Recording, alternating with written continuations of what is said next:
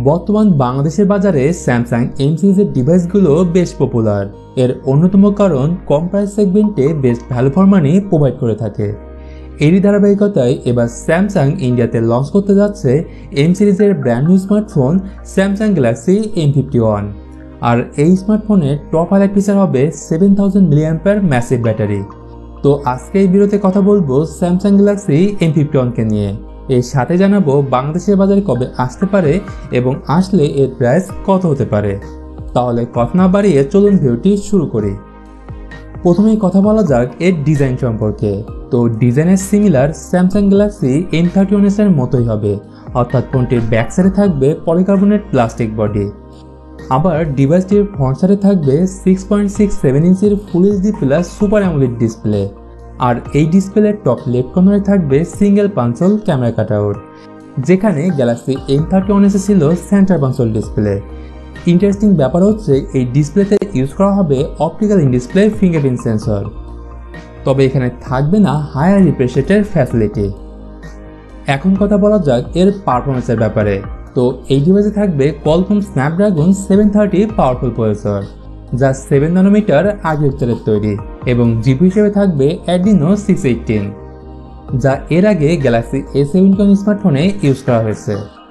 এর সাথে র্যাম ও রম হিসেবে থাকবে 6GB 128GB এবং 8GB 128GB।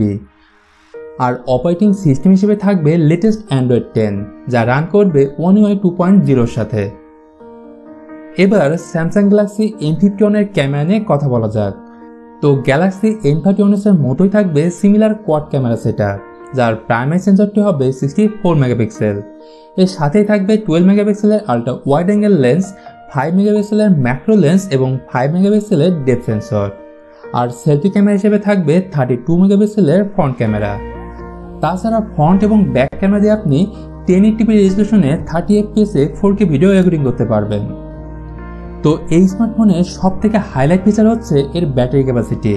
তো মোস্ট প্রবাবলি এখানে থাকবে 7000 mAh ম্যাসিভ ব্যাটারি, যা এখন পর্যন্ত এম সিরিজের কোনো স্মার্টফোনে ইউজ করা হয়নি।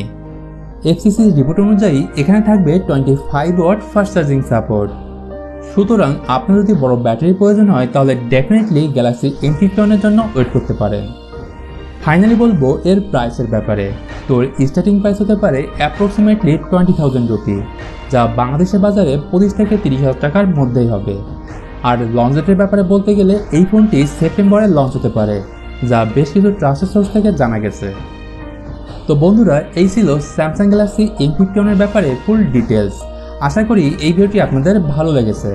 আর এই ভিডিওটি যদি ভালো লেগে থাকে তাহলে অবশ্যই এই ভিডিওতে একটা লাইক দিয়ে চ্যানেলটি সাবস্ক্রাইব করে রাখুন। তো দেখা হবে পরের ভিডিওতে। সে পর্যন্ত আপনি ভালো থাকবেন, সুস্থ থাকবেন। Take care.